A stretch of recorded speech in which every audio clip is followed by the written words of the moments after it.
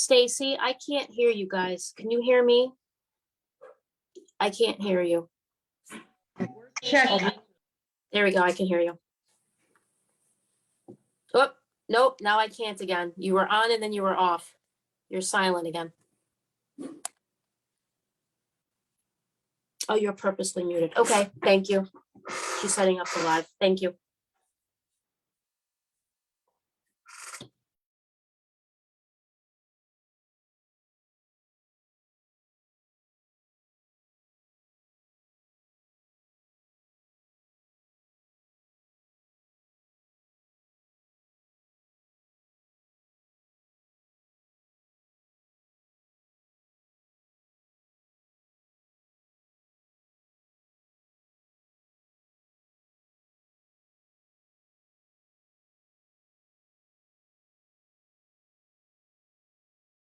Not technically an option on it anyways right now, just right. And then we sell it for $1. Right, yeah. But I'll be interested in I how don't have that- any interest in owning it. Right. Nor- Well, we'd like but the not thing, there was to. a bizarre ownership because if they left, it would revert back to the city. So it's kind of a It crazy. was a weird, yeah. All right, we're live. We're all good? Okay. Ready to go? Ready. Okay, good morning. We'll call the governance committee meeting to order. Our first item on the agenda is to accept the May 18th, 2022 governance committee meeting transcript that was sent out to all members to review. Any revisions were forwarded back to Carrie, so we will accept that for the record. Next item on the agenda is public comment. If there's anyone who wishes to address the governance committee, we ask that you state your name and address, and you have 5 minutes to make your comments. So we'll open that portion of the meeting now. If there's anyone who wishes to address us. Hearing and seeing none, we'll close the public comment section. First item on the agenda is a review, discussion, recommendation to accept an application from OCSH Binghamton Holdings LLC and to authorize the New York State and local sales and use tax exemption in an amount not to exceed $37,176 for a term not to exceed 12 months, consistent with the policies of the agency in connection with the construction, renovation, and equipping of the property and building located at 257 Washington Street in the city of Binghamton. Okay. Thank you. So just a few items this month. The first being an application to our small business incentive program, which is our sales tax exemption program. This is at 257 Washington Street, which I think once upon a time was an old boys and girls club. Now, yes. Kevin Finley, the developer, is on the call should the board have any questions directly for him. But the project includes the conversion of the existing apartments into one-bedroom units and studio apartments, the construction of 5 new studio apartments in the lower level, the construction of a community room, installation of heat pumps in the renovated apartments and new studios, a modernized control access system, and the installation of new roofs, doors on the south side of the building, and the replacement of windows that are older than more than 6 years old currently. The total project cost for this renovation is approximately $756,560. Of that, about $465,000 is eligible for sales tax. 8% of that is the savings of $37,176. So the action by the board today would approve this exemption for this project. Now, is there already housing in here? Was this already converted to housing originally? I believe there's at least, Kevin, how many apartments currently there are some apartments in there currently, yes? Yes. Can everybody hear me? Yes. We can hear you. Okay, good. There's 13.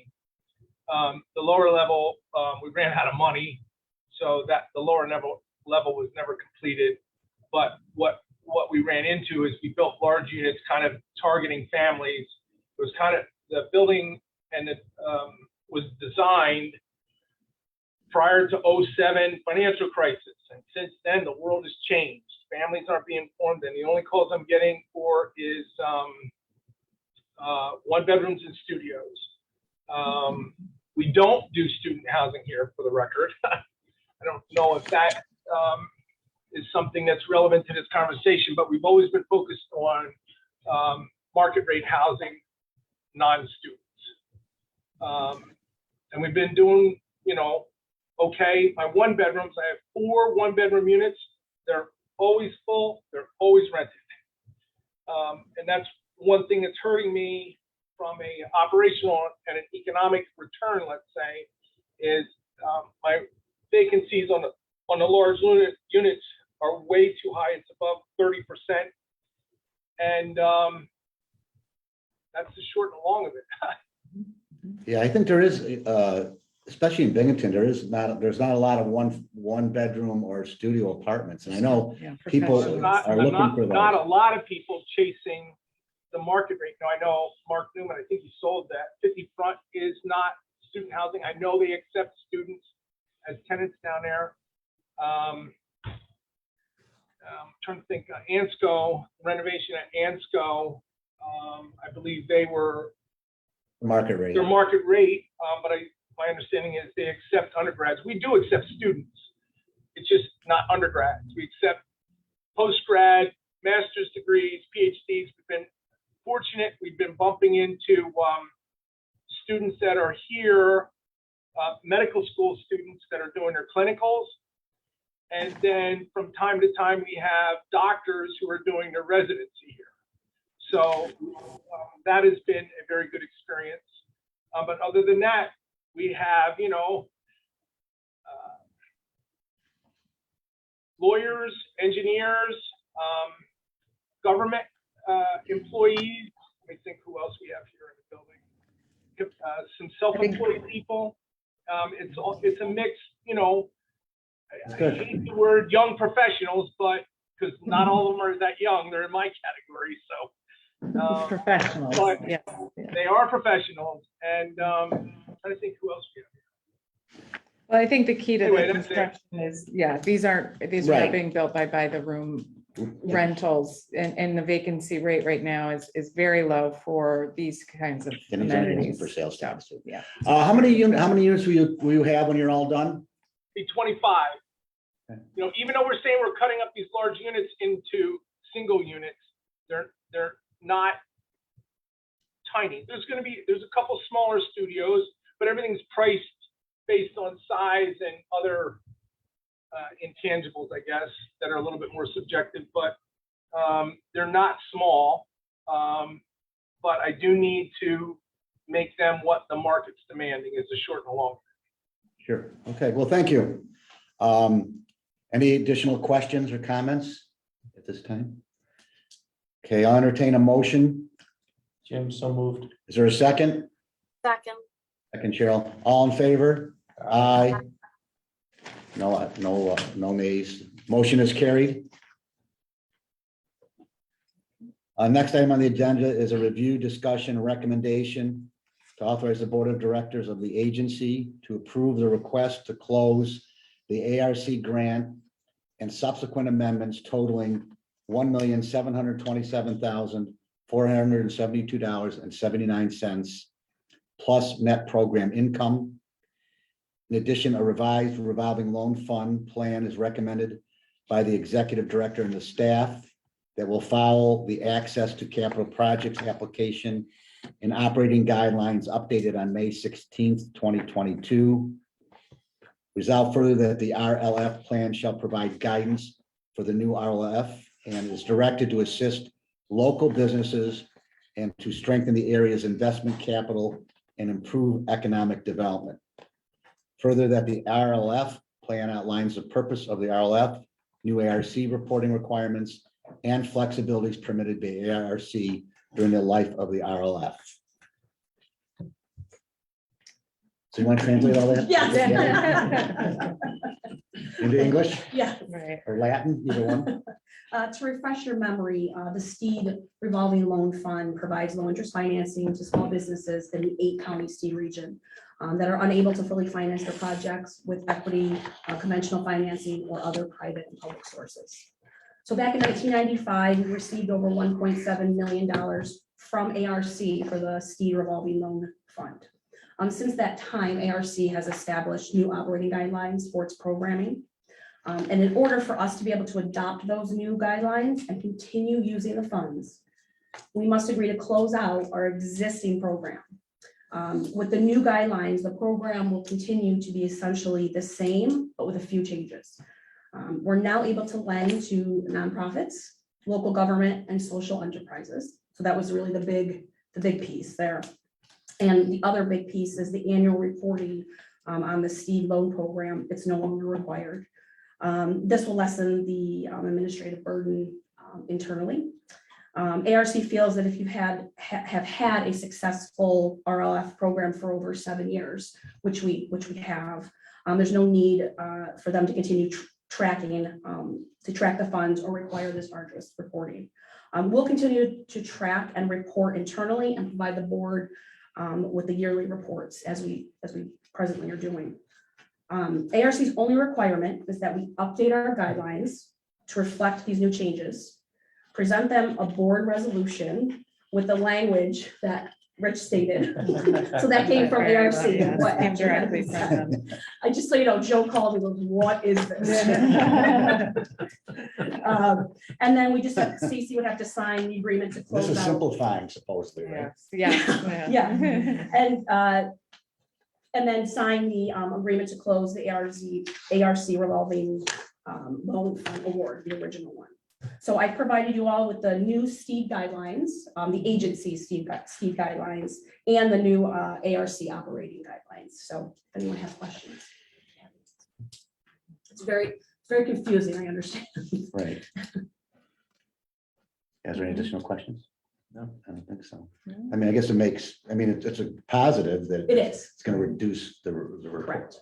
reporting requirements, which is good. Yeah, and it does open up a new potential pool of applicants, Right. which could, I know for some don't have that access to the debt financing they need. So, and our ALC will still review, our advisory loan committee will still review those as they would any other Yeah. commercial, potential private sector. So we got this in 1995, this grant, but they haven't increased it over the years, have they at all? They haven't added to it? No, Gave us an amount, just let you keep. Keep revolving, Lovely. right. yeah. So, Right. it's better enough. Been a successful program. And this, and just a reminder, STEED is the program that we administer, but does provide support regionally. So it's So the one we go multiple counties, right? outside of Broome, Yeah. as well. So. Okay. Mhm. Any additional questions or comments from anyone? Okay, is there a motion? Motion, Jim, is there a second? Second, Cheryl. Second. All in favor? Aye. Aye. Aye. Motion is carried. Thank you. That was a good synopsis. by the I was trying. I was trying. way. The next item on the agenda is review, discussion, recommendation to authorize the agency, IDA Board of Directors, and all committees to use video conferencing technology to participate in public meetings under extraordinary circumstances as set forth in Exhibit A. So Stacy's Mhm. gonna. Yeah, so just as a Summarize. follow-up from our discussion last month on what would qualify as extraordinary circumstances, we did provide a very broad scope factors that would, preclude a board member from being in person and require video conferencing. Just a few notes. We are still under the executive order allowing for remote meetings. That does expire tomorrow, unless it is renewed, as it's been month to month essentially.